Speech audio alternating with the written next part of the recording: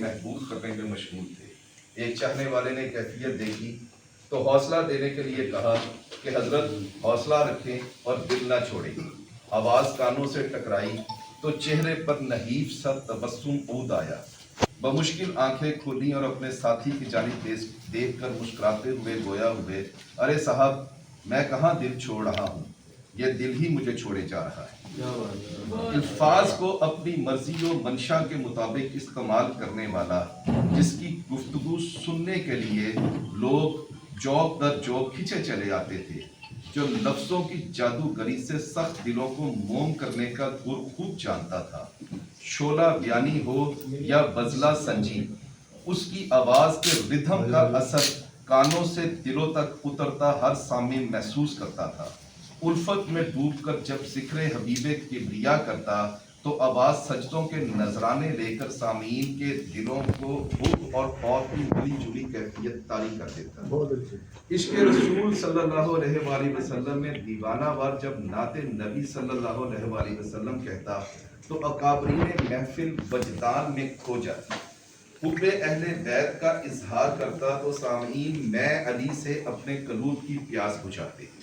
ہزاروں کے مجمع کو اپنی گفتار کی لے پر نچانے کا ہنر جاننے والا بس اتنا کہہ پایا کہ میں دل کو کہاں چھوڑ رہا ہوں، یہ دل ہی مجھے چھوڑے جا رہا ہے۔ کچھ لمحات گزرے اور داعیے اجل کو لبیک کہنے کا وقت آ گیا۔ وقت تھم گیا اور اپنے خلق سے دلوں کو مسخر کرنے والا خلیل قریشی اپنے رب کی بارگاہ میں پہنچ گیا۔ کون جانتا تھا کہ 14 اگست 1916 کو موزہ لنگیاں کھوجے گجرات میں میاں شرف الدین شاہ کے گھر پیدا ہونے والا بچہ، جس کا نام غلام رسول رکھا گیا، وہ اردو ادب، صحافت، خطابت میں اپنا ایک علیحدہ نام و مقام پائے گا۔ ایسا بچہ جس کی پیدائش کے چند دن بعد ہی ان کی والدہ رحلت فرما گئی۔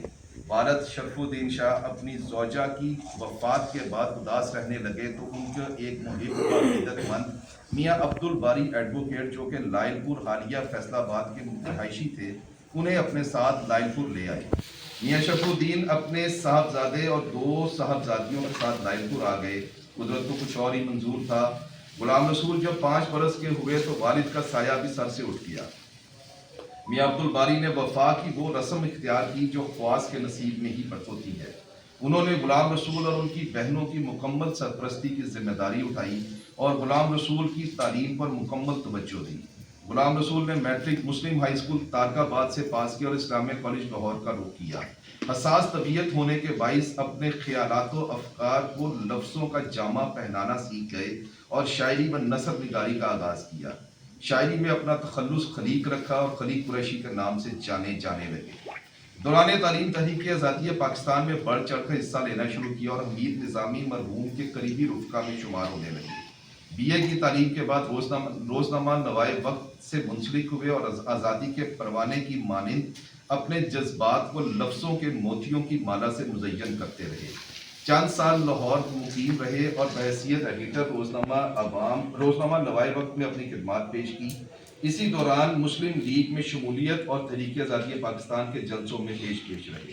گھریلو ذمہ داریوں کے باعث لاہور کو خیر باد کہا اور لائل پور میں واپسی اختیار کی۔ لائل پور آ کر لائل پور اخبار کے مدیر کی حیثیت سے اپنی خدمات پیش کی۔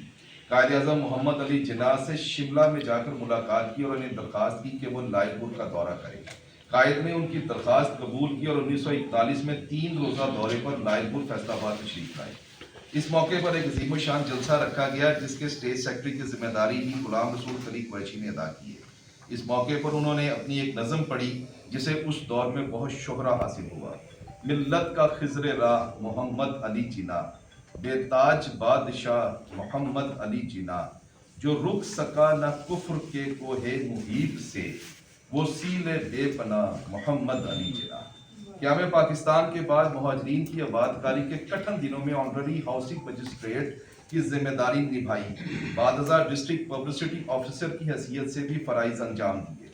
مزاج میں آزادی تھی، اسی باعث سرکاری ملازمت کو خیر باد کہا اور 1949 میں روزنامہ عوام کے نام سے اپنے اخبار کا اجرا کیا۔ روزنامہ عوام کا خاصہ یہ تھا کہ وہ شہر کی علمی و ادبی افراد کا نہ صرف مسکن بنا بلکہ شہری مسائل کی نشاندہی اور عوام کے حقوق کی ترجمان ثابت ہوا۔ شہر کی تمام تر سیاست، ثقافت اور سماجی حقوق کی ترجمانی کرنے والا یہ ادارہ عوام کے جذبات و احساسات کا ترجمان ثابت ہوا۔ عشق مصطفیٰ صلی اللہ علیہ وآلہ وسلم